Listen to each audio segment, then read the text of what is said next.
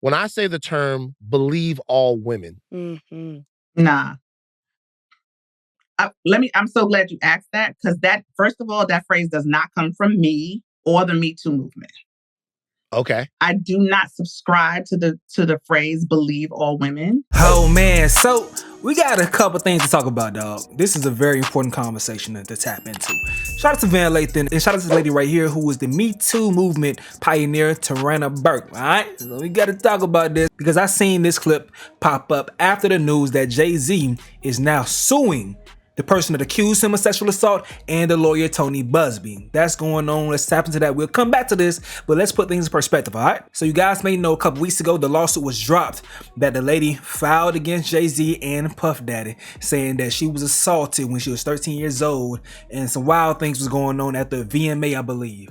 Everything was capped, and most of us knew that it was capped from the beginning, unless you was a stan of Nicki Minaj or Drake, or you just was a conspiracy theorist. If you ain't fall into that group of people, then you knew the situation was capped. Just simply from taking in the information and making sense of what you were being told. That's all you have to do. It has nothing to do with who Jay-Z is and who you believe Jay-Z to be. A lot of people that don't like Jay-Z still thought it was capped if you really paid attention to what was being alleged. Okay?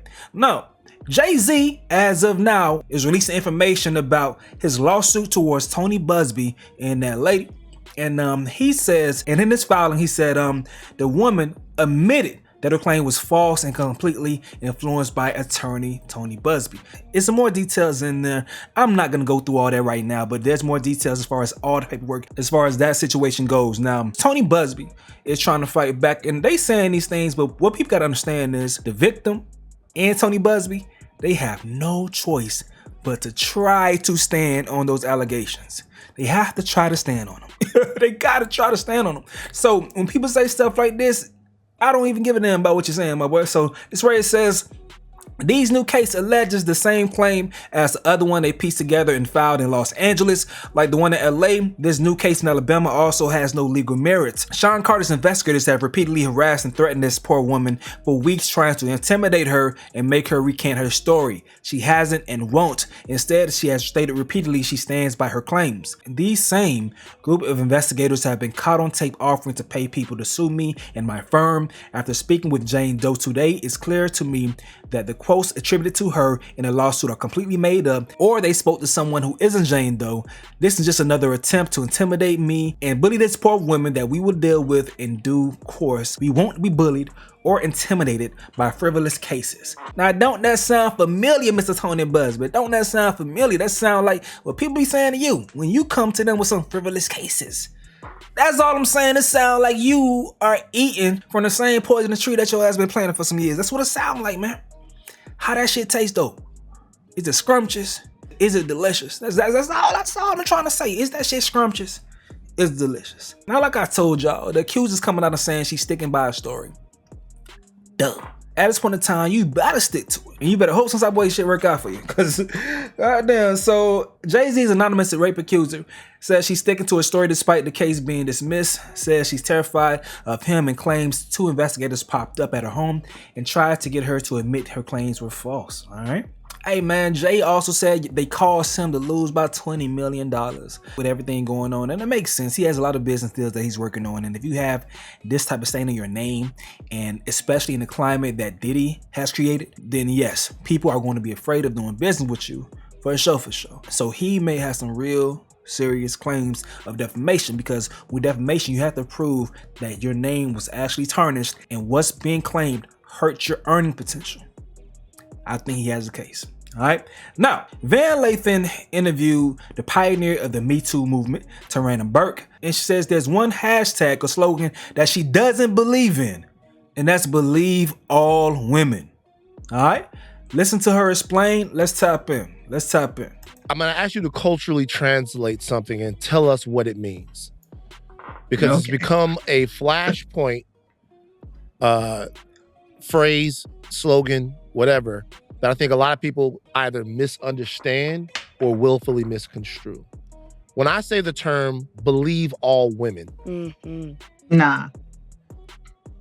I'm so glad you asked that, because that, first of all, that phrase does not come from me or the Me Too movement. Okay. Okay. I do not subscribe to the phrase believe all women. That has been ascribed to me. I've never said it. Okay.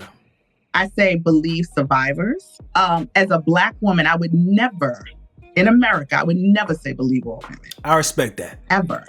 That gave me chills. Because you gotta understand how they do us, man. You have front row tickets to see how they do Black men in America all the damn time. There's no way that you can go ahead and support that shit. So I appreciate her saying that, bro. I appreciate that, man. It's ridiculous. What we were saying in the beginning is believe survivors. The reason why we say believe survivors, and what that means is start from the premise that survivors are telling the truth. Because for years, when survivors came forward, we were not believed. And if you start with the premise that survivors are telling the truth, that means that you will investigate thoroughly, right? And you will start and you will give them the space that you give a person that you believe, right? That means that you will say, okay, if I believe you, then I'm going to take you seriously. I'm going to go through all the proper channels to make sure you get the resources that you need, that you get the investigation you need. We didn't get that. If you don't believe me, you're going to dismiss me. You're going to try to undermine my story. You're going to try to bury me, right? All of those things.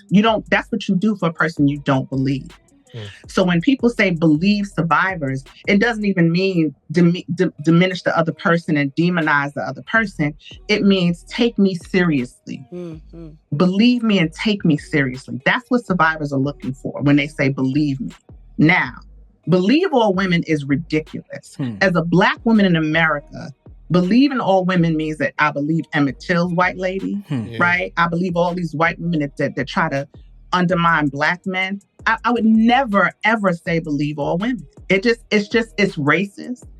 It's so fraught with it's so problematic.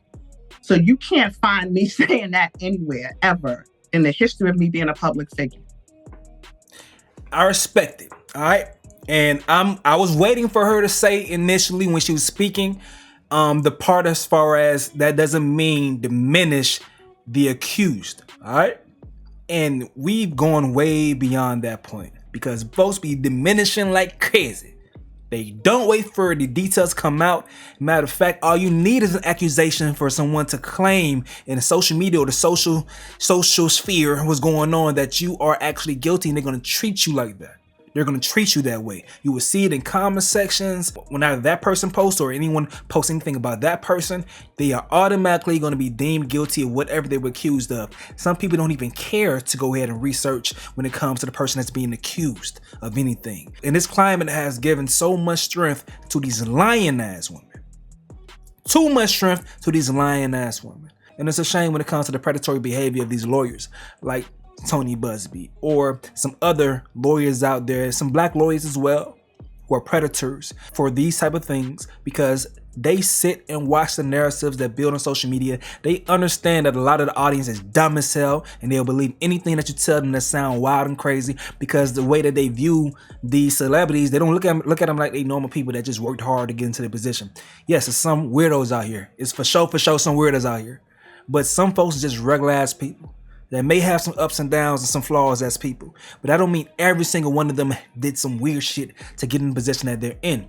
But nevertheless, it's a great deal of people that just hang on anything negative that they hear about other folks, especially if there may be some envy or animosity because they may not be in said position or they think that person doesn't deserve their position.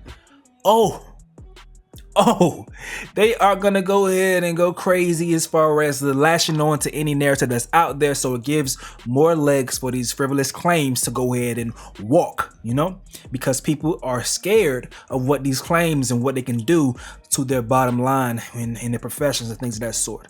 It can hurt you. You will lose brand deals. You'll lose your real business. You can lose so much from just someone lying or coming up with a creative enough lie, or lawyers helping build up on conspiracies that's already out there, because that's what they do.